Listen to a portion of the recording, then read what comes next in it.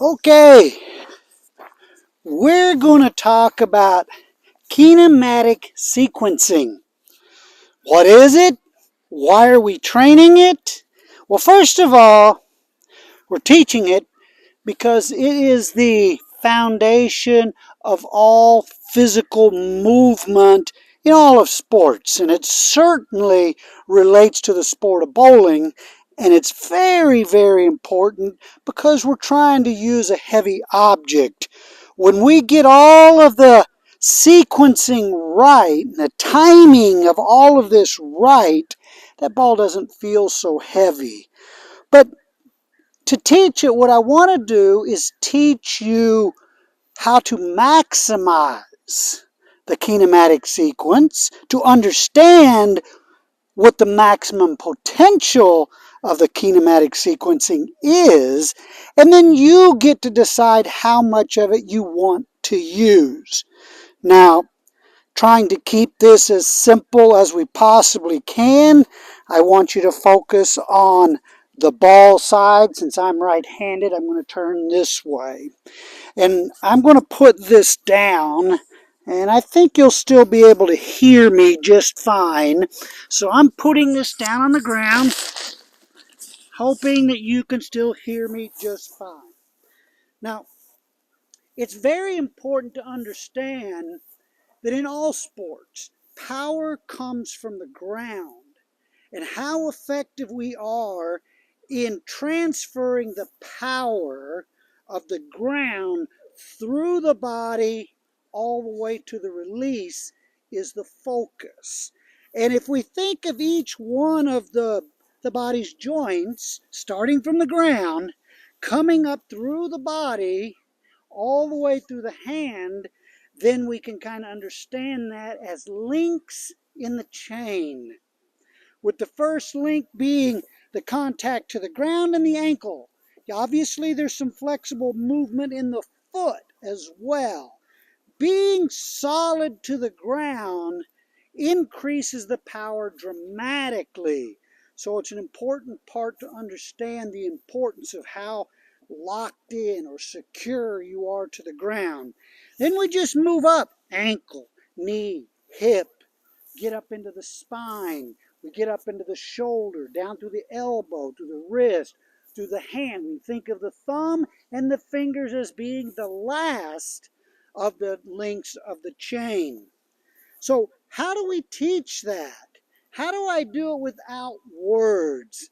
It's kind of necessary to explain and use words to help you through the process. But just to be training it, what I want you to do is, first of all, understand the ground and put your feet together just about 3 or 4 inches apart, not quite shoulder width apart. Let's get them closer together, and let's kind of shift our weight over into the ball side foot. Obviously the right foot in my case because I'm right-handed. Now let's try to put all the weight on that foot with a flexed knee. And we really have to find our balance in there. It's an important part. Putting our center of gravity, which is our belt buckle region, over the ball of that right foot is very advantageous. Okay? So we want to make sure we know that position and we can feel that position. If we want to stand on one foot, we can to find that position, just to lock it in. Okay? So next thing we're going to do is interlock the fingers. We're going to interlock our fingers like this. Then we're going to get into that bent position where we're basically ankle to ankle, all the weight in that push-off foot, interlock fingers, and then we're going to take this back here as far as it'll go. Everybody's body is different. Your mobility and flexibility may be greater or less than mine or the next person, but you have to adapt to your body. Interlocking the fingers forces you to maximize the load position. In this position, now I'm in full contact of the ground.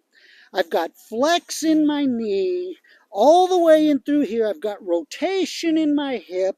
I've got the shoulders. I can play with those shoulders and that elbow to kind of get it where I want. I don't want it over here, and I don't want it too far back there. So I want to play around with it till I get it in a position I want, and I want to get it up as high as I can, and I want to be able to keep it back there as long as I can. Now keep in mind, notice how the elbow's bent, notice how the body is turned. Those are all part of that kinetic chain, the kinematic sequencing. Those are the load positions. The longer we can keep ourselves in that load position through the release, the longer we can keep it to here and then come through here, the more power, the more energy we're going to transfer from the ground through our body into the rotation of the ball. So first of all, we're trying to double check everything here. Now, a lot of people have been taught to keep their shoulders square, their feet square. Well, that's really not maximizing the way the body was built. You're going to be pushing off with the big toe. Not all of your toes, that ball of the foot and the big toe. So that foot's liable to be in a little bit of an angle. That's okay, because that allows your hips to be open, to get them out of the way. It allows you to get your shoulder in an open position so you can create that pathway that's close to your body. That's an important part of this. Now let's simplify it. The ground, center of gravity, interlock the hand, take this back here as far as possible. Now step forward, getting that foot in front of the knee, not the knee over it. We want the foot to be in front of it because that knee is going to be a shock absorber as we go through that hit zone. So we want to be in that position. So we want to practice that transfer of that weight. Staying in that load position, we want to feel and get comfortable with the transfer of that weight. Now, you can turn that hip around, turn that foot around. It doesn't have to be like this. Some people will be. Some people will be able to get it turned around. It's all about body mobility.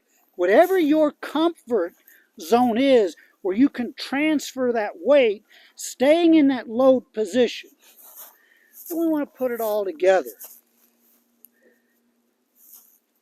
Center of gravity over the foot, interlock the fingers, get in that load position, and as we step forward, swing. It's that simple. You need to practice that, you need to train that, get into that position, and go through there and learn to explode, learn to make it faster. But keep that back there as long as you can, because that's what creates that acceleration through the hit zone.